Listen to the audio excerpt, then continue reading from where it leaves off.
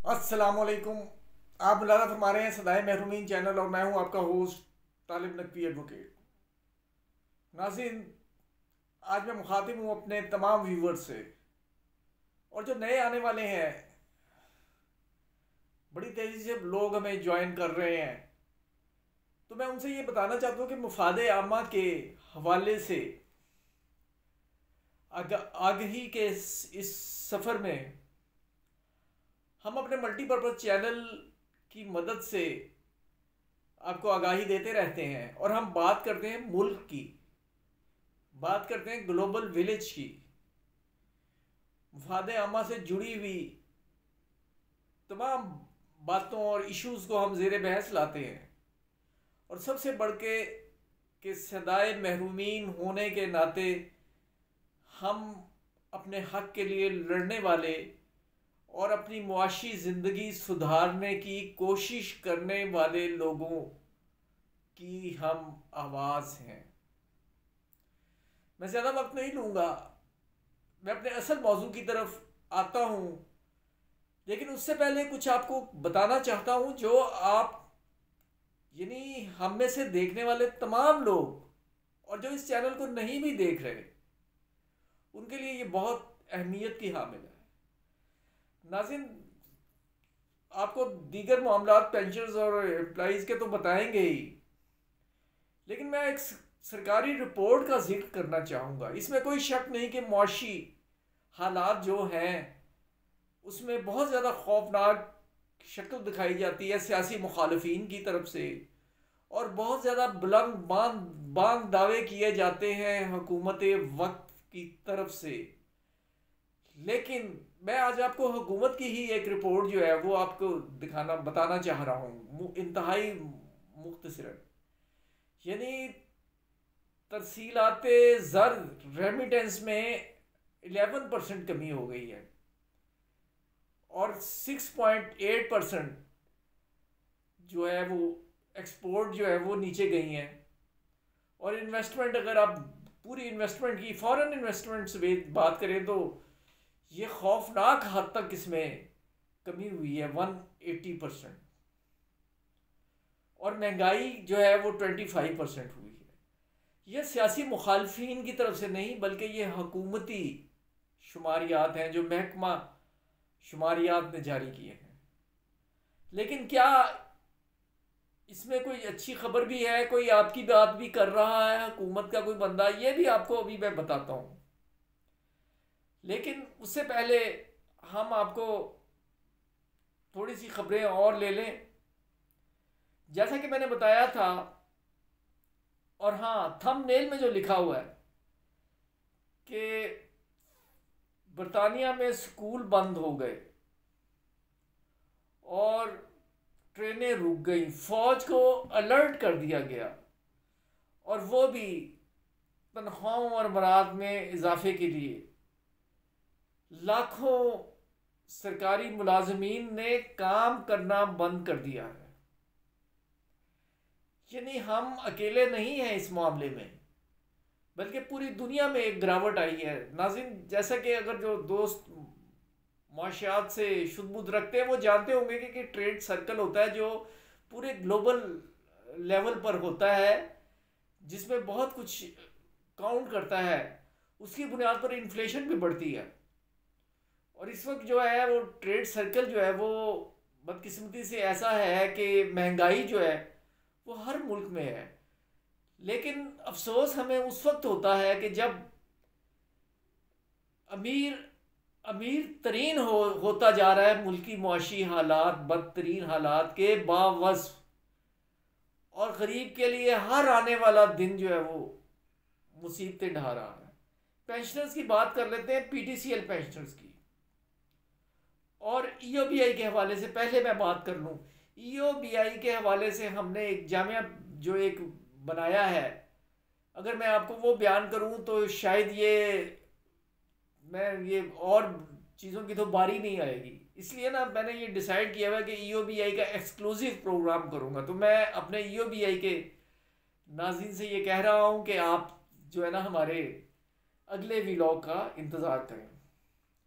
तो नाज़रीन, national bank of Pakistan में जो जो कुछ चल रहा है उसमें बहुत ज़्यादा मुमासलत पाई जाती है। इसीलिए हमने ये फ़ैसला किया है कि हम ये मुश्तरका वीलॉग बनाएंगे।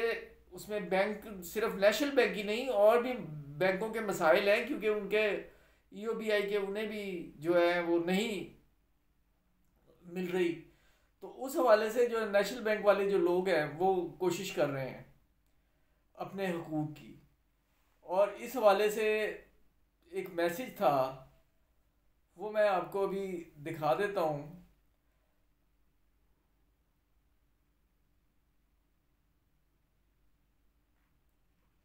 लेकिन उससे पहले हम पीटीसीएल की बात कर लेते हैं।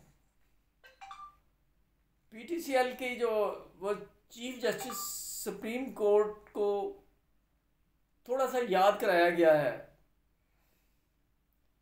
और ये SCMR सफ़ा 1472 उसका हवाला दिया है। वो केस जो 12/6/2015 को पीटीसीएल के लोगों की फेवर में हुआ, उसका हम आपको थोड़ा सा हिस्सा बताते हैं कि आज 2 फरवरी 2023 का दिन chief justice supreme court Umar Ata Bandial के साबिक चीफ जस्टिस साकिब निसार, आसिफ सईद खोसा, गुलजार अहमद की तरह पेंशनर्स के अमल दरामद केस को अपने और अपनी फैमिली के माली मफादात के लिए लटकाने की फ़रौनियत का 1 साल मुकम्मल हो गया है। क्योंकि वो फरवरी 2022 को आईने पाकिस्तान की तहफ़्फ़ुज़ को साबका चीफ जस्टिस की तरह दागदार करने का हलफ जनाब ने भी उठाया था।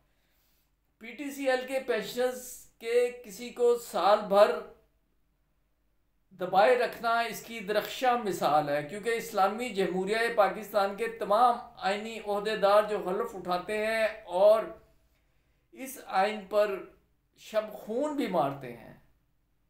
जस्टिस उमर अता बंदयाल साहब जनाब 22 करोड़ अवाम के चीफ जस्टिस नहीं, जनाब सिर्फ 1195 करप्ट मुफाद परस्त दादागीर सूबाई असम्बली और कौमी असम्बली सेनेटर्स के चीफ जस्टिस हैं, जिनसे हाई कोर्ट्स और सुप्रीम कोर्ट में बैठे महरूम जजों और उनकी फैमिलीज़ के माली वफादात वाबस्ता हैं।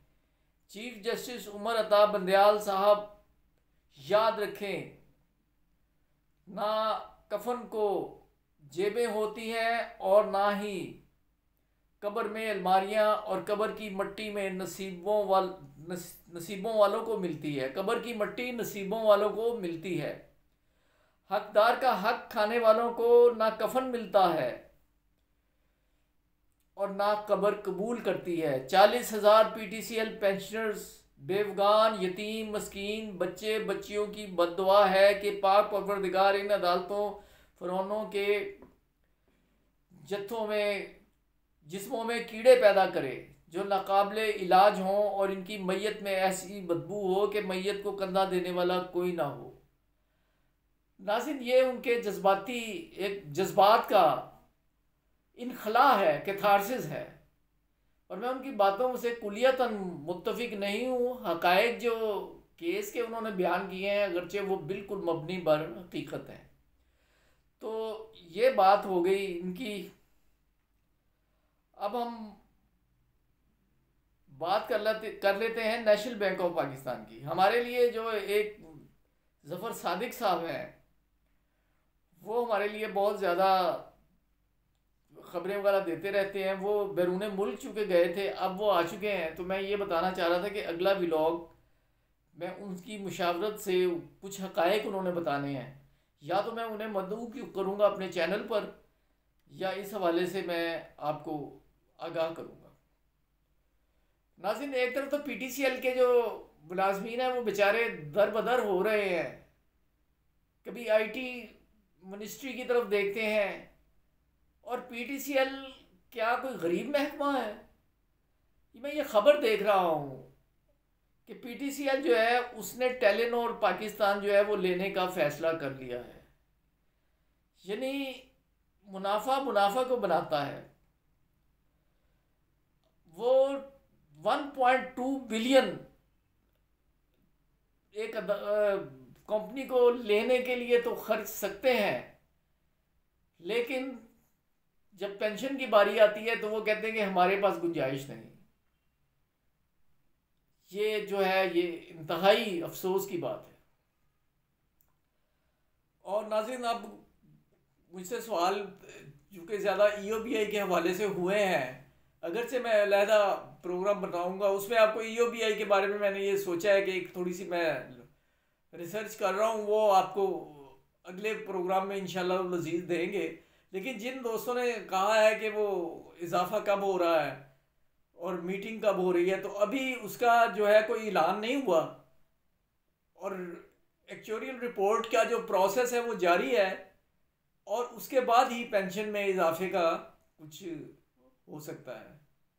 नाज़रीन, आज के लिए इतना ही। अगर वीडियो पसंद आई है इसे लाइक कीजिए, शेयर कीजिए। Thanks for watching.